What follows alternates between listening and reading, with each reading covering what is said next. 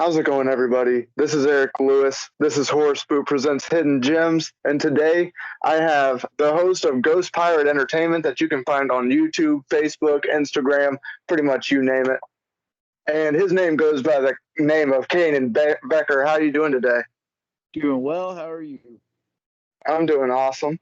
Just gonna Nice. ask some questions about horror and also how awesome your channel is. Let me first say I love the idea of videos of movies to watch because I am so indecisive.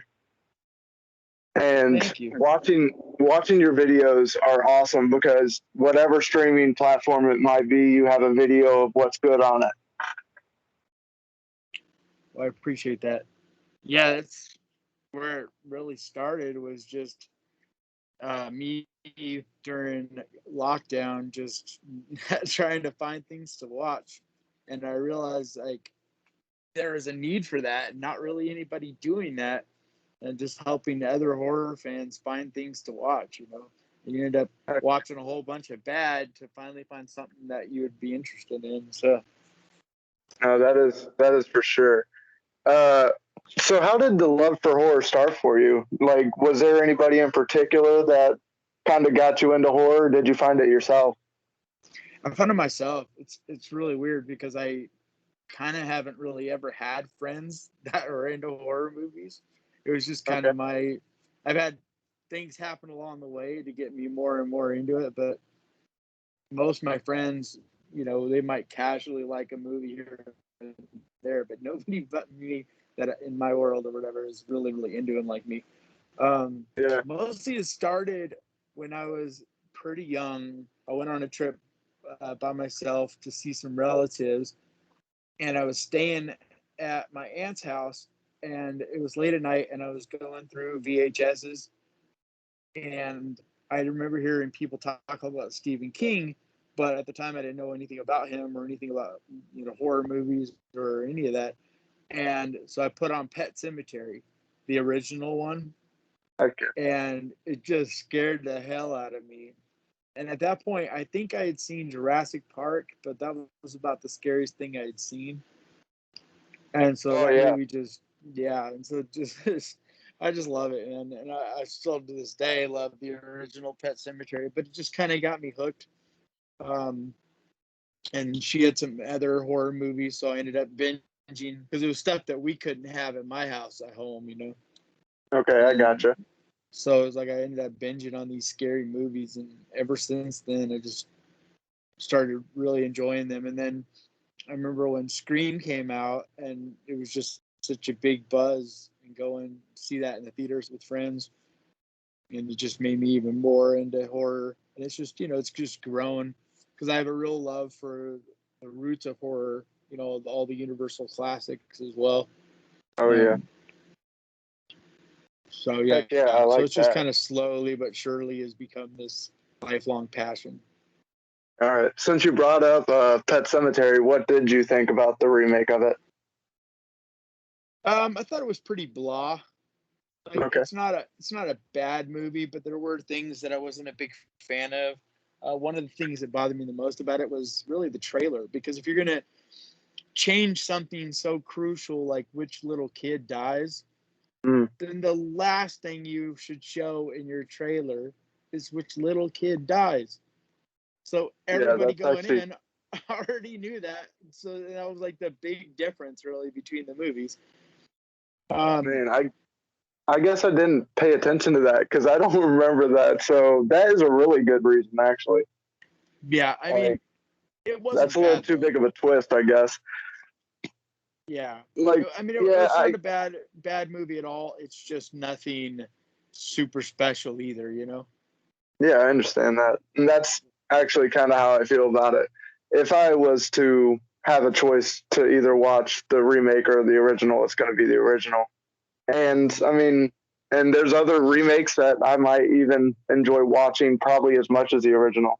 So that that really does say a lot for Pet Cemetery. If I'll watch the original and not think it's equal between the original and the remake, then it was all right of a movie. And Yeah, yeah, that is a good point. I didn't know that about the trailer that they actually showed you who died in the remake. I did not know that. So that's a lot more of a reason. Yeah, I was really disappointed in it as well because I was really excited to see it because it's one of those movies that done right could be fantastic. Because as much as I love the original, it was pretty small budget and it was done in the 80s where, some things definitely could have been done better. Um, Oh, and so for even sure. though I love the original, I feel like it's one of those movies that could, have a really, really well done remake. But sadly, I don't feel like enough time was put into it either. Like if Okay. you learn about the production behind it, they kind of rushed it because how big of a hit it was. They wanted to capitalize on that horror craze that was going on, so they rushed it into theaters. Mhm. So yeah, so that was another problem with it. But I don't know. Yeah. It's not a horrible movie. At first, I hated it, but then then I've gone back and rewatched it, and now I don't hate it, but I just don't think it's Yeah. anything super special either. I gotcha. So May 14th, 2020 was your first video on YouTube. Did you do any kind of reviews before that? No.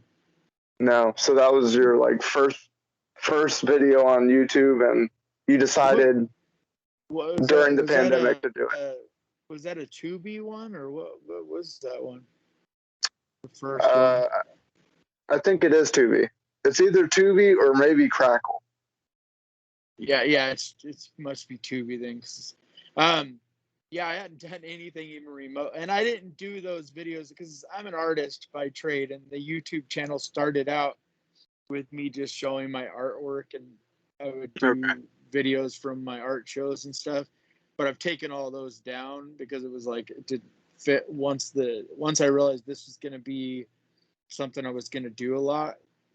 Mhm. Um, then I just took all that stuff down, and but yeah, when I first did that video, I had no intentions on doing this as a thing. I literally was just bored and had discovered there was a bunch of really cool movies for free on Tubi. And so I was like, I was just going to post a video like that just for my friends so I could share it on Facebook. Okay, I And gotcha. and then after I did that, I was like, this is a pretty cool idea. And so I just kind of started doing some other ones, and then little by little, it kind of started to become a thing. And then I realized how much I enjoyed doing it, and then came up with the Ghost Pirate name, and yeah, the rest is history. Yeah, I like that. You have a good amount of videos about different streaming platforms to watch horror movies on. Which one do you believe has the best selection for you? And I actually am asking to exclude Shudder just because it's already strictly horror anyway. Well, they're all very different. So that's why every month I have certain ones that I always do, but then there's some that I rotate in and out. So, like every single month, I do a Shudder one, a Tubi one, and a Hulu one, and an Amazon Prime one. But Okay. then every other month, I'll do a Netflix one, and then I'll rotate an HBO. Yeah. And I've done a few other ones, little here and there, but they don't really do as well. They're just not as popular. So it's really all about depending on what you are into, because Tubi's the best as far as what you get for the money because it's totally free, Yeah, and absolutely. there's some pretty damn good movies on there if you kind of dig a little bit. But the one that has probably the best movies as far as I don't know, like highest rated movies, so to speak, would be HBO Max because they always have a lot of the real big movies. But the best one that has stuff nobody knows about is Shudder. Yeah. Shudder, nobody knows the movies most of the time by name, and so people don't really think Shudder's got the greatest movies. But it's the Yeah. problem is people just don't know the names. They don't know Yeah. the actors. But so it's really just kind of depending on what you're into. If you want to find big name horror movies like the famous ones, then HBO is always going to get you. It's always got good ones. Yeah, like with HBO Max, I think watching your video makes me want to watch The Empty Man because I have seen it, but I saw it on HBO Max, but I didn't decide to watch it. And then I watched that video, and I'm like, well, maybe I should watch it now. Oh, it's So so good. yeah, so I definitely have to. Empty Man is the best hidden gem from the last couple of years. It got screwed Heck yeah. over in a lot of ways. Like it got recorded, and then the studio got bought out. I believe it was a part of the whole Fox buyout thing. So they didn't know what to Okay. do with it. So it sat there for a little bit. And then they finally decided to release it during COVID because they weren't releasing anything else. And so it was just sitting there. So they just said, oh, screw it. What the hell? We'll release it. But when they released it, all the theaters pretty much were closed. And so it got a very small theatrical release and pretty much no promotion. And then it finally dropped on HBO and has slowly started getting, like the buzz out there, but not nearly enough because it's so well done. Yeah, pretty much the only buzz I've seen is from your video and like horror groups on Facebook. Yeah. But everybody that I see on groups are also saying they were surprised by how well made this is. Yep. And That's what I'm saying. It's the quintessential cult classic kind of thing where it's all word of mouth. And that's how it's going to live its life, never getting what it really deserves. But the people that know, I like that. Yeah, I'll definitely check that out. By your intro music on your video, it seems like you're into metal music. That's actually my first entry in art in the world or whatever. I started out doing metal. I was a singer of a metal band for two different ones in particular for about 20 years. And did some traveling and did a lot of shows. Heck yeah. So it's still in my roots. So my old guitar player, Josh Williams, is actually who wrote that little beginning intro for me. Heck yeah. I like that. Do you have any bands that you're listening to now? I like Ice Nine Kills a lot, what they're doing, especially with their videos all being horror movies. I really love that. Oh, yeah, that's very impressive. I love that we got Mudvayne back. I'm hoping Heck they yeah. release a new album here shortly. Yeah, I'm me always too. going to be a big Slipknot fan, of course. Heck yeah. But yeah, I mean, I don't know. I love metal. So I'm always finding something and, but those are kind of like my go-tos that I always come back around to. And of course, Machine Head, Heck yeah, dude. Sepultura, I like that. Those are good I answers. listen to everything. I mean, metal's kind of family for me because I did metal music for so long, but I literally listen to everything. I mean, I listen to hip hop, I listen to country, I listen to classical, I listen to jazz, like really any kind of music I dig. I don't dig necessarily the really popular stuff, the stuff you'll hear on the radio. I'm always more a little bit underground of all those genres, but I do listen to literally everything. That's awesome. And with October coming up pretty quick, what is your like favorite part of the Halloween season? Besides movies? Yeah, probably besides movies. Yeah. The costumes, the mask, man. I love mask. Like, I actually made some masks. That was the other thing I did last year quite a bit because I was stuck at home. Because normally I do art and I teach art, but I couldn't do all that because of everything last year. So I started making my own masks and I made up quite a few of them, sold a few and whatnot. But yeah, I love masks. It's really goes hand in hand of why I love horror movies. Because like what I love about horror movies is kind of different than what I think a lot of people enjoy about them. Because like I don't really get scared, especially now. Like I can't remember the last time a movie really scared me. Night House got me creeped out a little bit. That movie is absolutely phenomenal. You want to talk about a hidden gem? That movie, people are really slow to get on board with that. But that movie is gonna be a huge cult movie because it is so good. But anyway, it's the art of horror that I love. I love the costume designs, the look, the colors, the pacing, the eerie shadows, and the cinematography. Like, I love all that stuff, art behind it. That's Yeah. what I really appreciate about it. So I don't care if a movie's scary. It doesn't matter to me. It's like, it's the mask are such a huge part of that. So for Halloween, that's definitely always the thing, is the costumes and the mask. I just love it. Yeah, very good answers. So, out of all the movies that you at least can remember, what would you say is your favorite kill? And a lot of people also assume that just means slashers, but that definitely doesn't just mean slashers. Man, that's so hard because it's really kind of always connected to the movie. The Not first sure. one that really jumps to mind is not even that much of a deep dive. Like, people all know this kill, but it's probably the Jason Voorhees sleeping bag kill.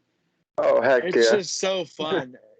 For I don't sure. know if that's my favorite necessarily ever, but as far as one that just immediately jumps to mind, Yeah, it comes to mind.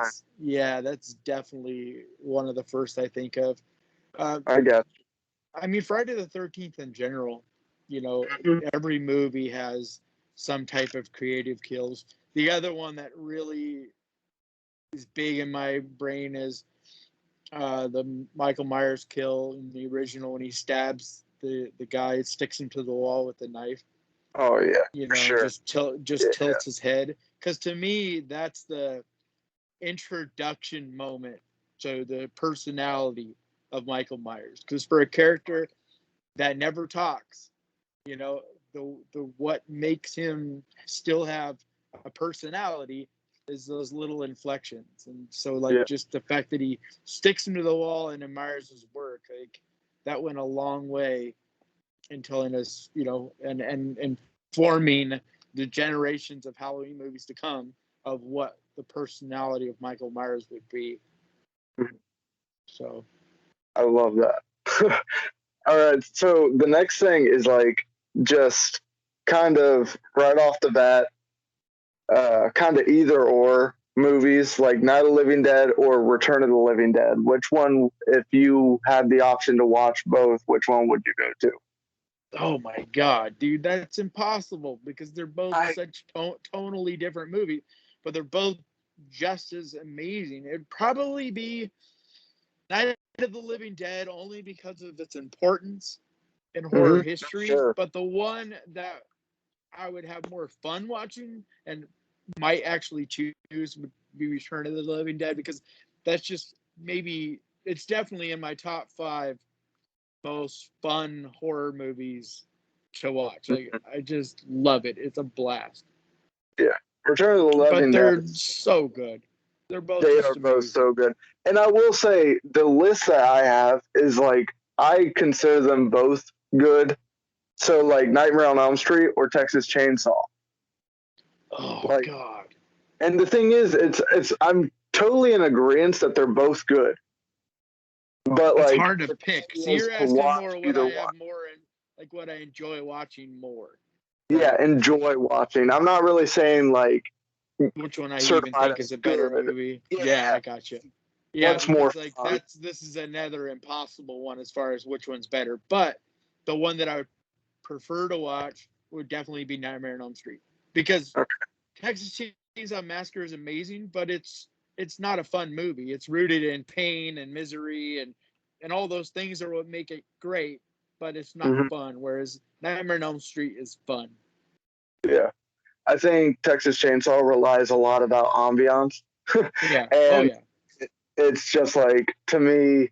I think the score in Nightmare on Elm Street is just more jazzy and more fun, and like it's just such a fun series in general Yeah. that if you are trying to just sit back and enjoy something, Nightmare on Elm Street is always a go-to, especially for me. Exactly. But it doesn't.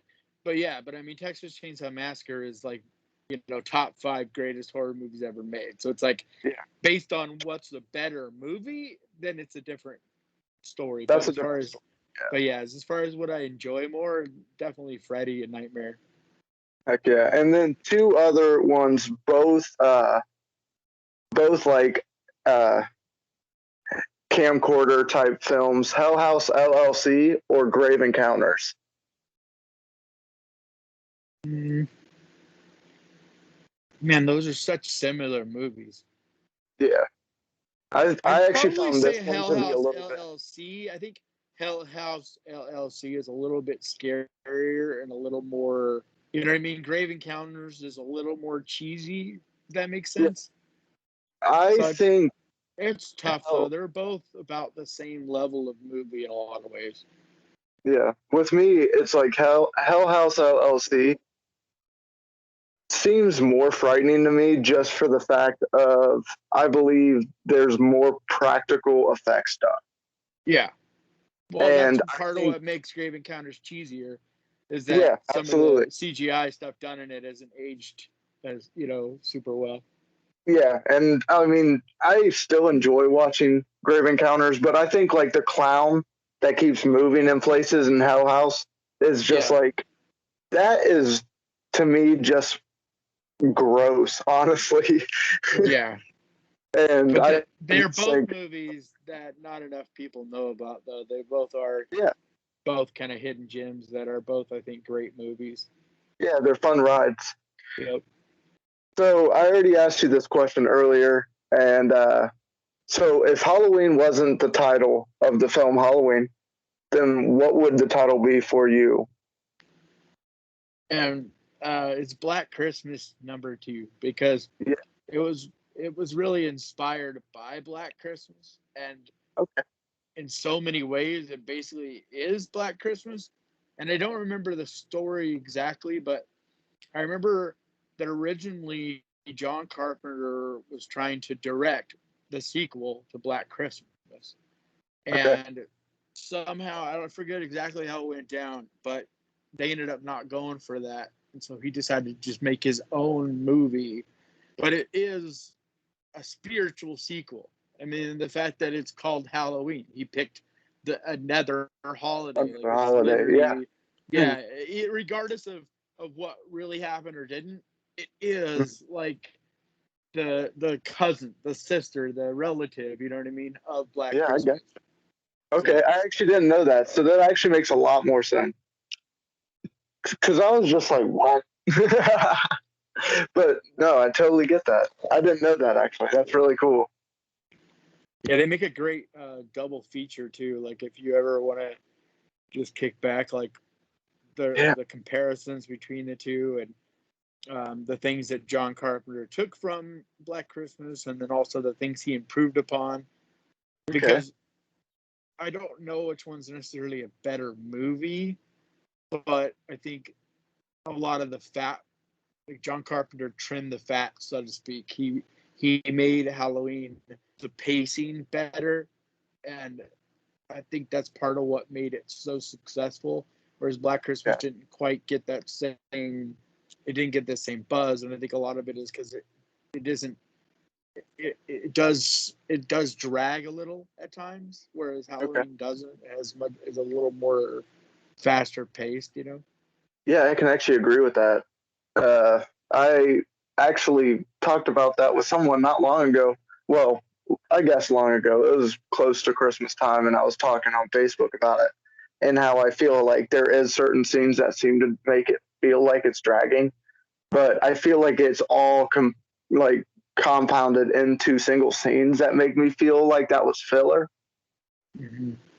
But I I mean, just also think I don't think Black Christmas was a very fun movie. It's a disturbing movie, like very for sure. disturbing, but I don't think it's fun, and I don't think it works well as a drive-in movie with a date. It's not fun like that. Whereas Halloween is fun, man. It's like you kind of feel that running around as a kid trick or treating with a little bit of that scaredness in your spine, Oh like there's yeah. something spooky that might grab you. He captures, John Carpenter captured that so well, and Oh yeah. so I think it allows Halloween to be a more fun movie too, which is also why I think it was more of a success. And like But with the music from Halloween, oh it's not yeah, only now iconic, but it's just energetic, yeah, and it it gives you that same spine tingling feeling like when you were trick or treating. yep. That's why I And always say, like, Halloween is Halloween for me. Like, it yeah, literally, the look of it, the feel of it, it really represents, and especially because I grew up, I've always lived and grown up in California. And even though that movie's not supposed to take place in California, if yeah, you live in California, you recognize that it feels, especially Northern California, because that movie is shot in Southern California, but then they added some leaves. It actually feels straight up like Northern California, where heck it's yeah, not really Midwest, but there is a few leaves here and there, and it's not cold, but it's a little bit chilly, and that's Northern California Halloween. Like, we don't get that sounds cold, good. but it gets a little more chilly, and we don't get a bunch of leaves. We get a little bit here and there. I Whereas it's get you. supposed to be Midwest,